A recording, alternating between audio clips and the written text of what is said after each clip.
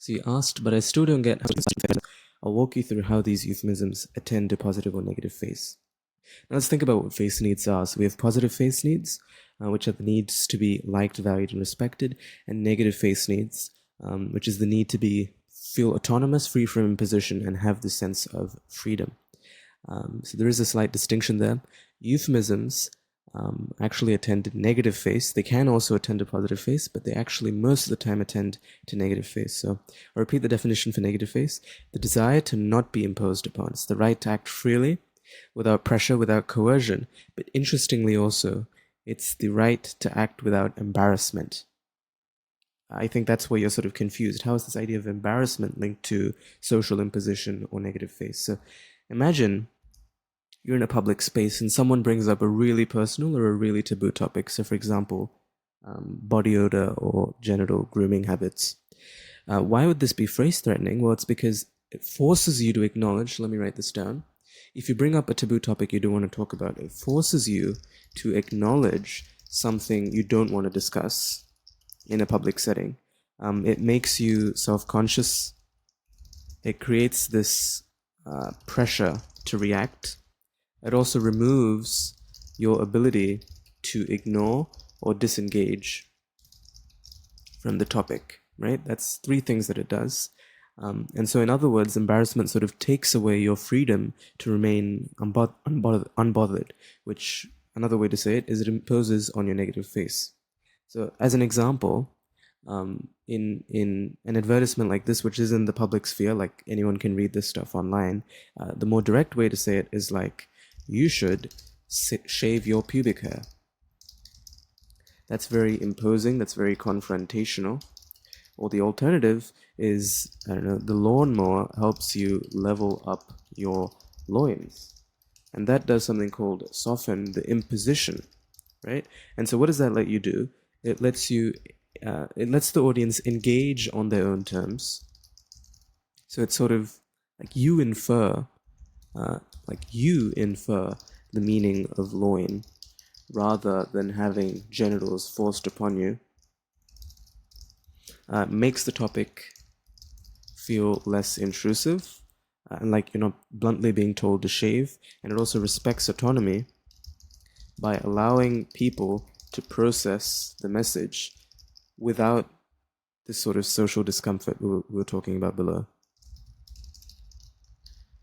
So ultimately, I think most of the link that you'd make is because these euphemisms like loin or lawnmower require inference from your part, and most of the time only men can infer this because this product is made for men.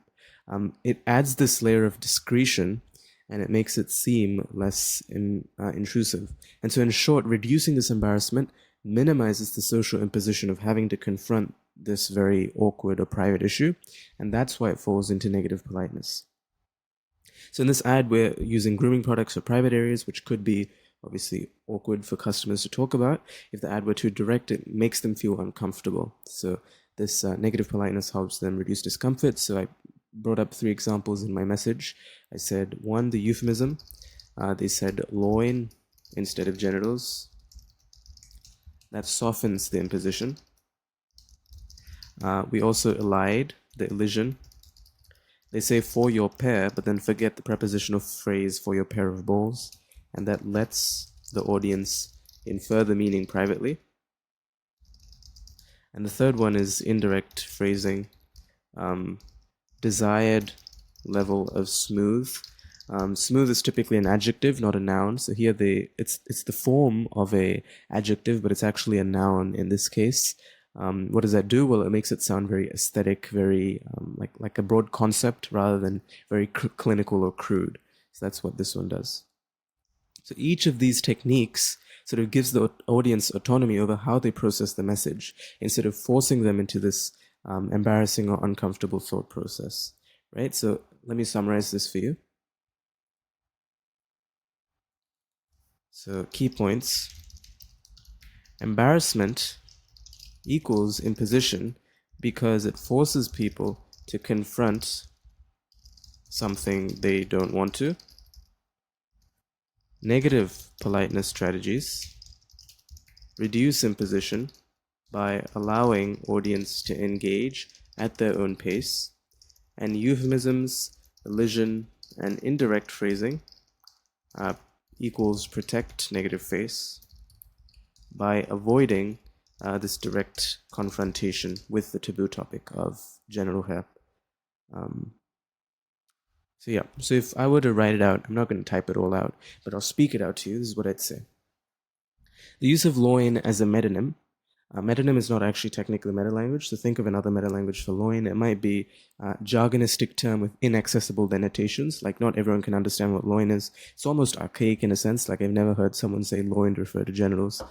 So it's very archaic in a sense, has inaccessible denotations, and that acts as a metonym to refer to, indirectly refer to genital areas, and that employs negative politeness by avoiding a direct reference to the groin area, and that reduces potential embarrassment for the audience. And by using a somewhat archaic and formal term instead of a clinical or slang alternative, or dysphomistic alternative, the ad creates distance from the topic and allows readers to process the meaning at their own pace rather than being confronted with explicit language, and you link that to negative face. But as well, you can link it to positive face. So you can say the slight antiquated humor of loin acts as a positive politeness strategy because it makes it feel more playful and engaging rather than like super clinical, scientific, detached scientific objectivity, or like stock.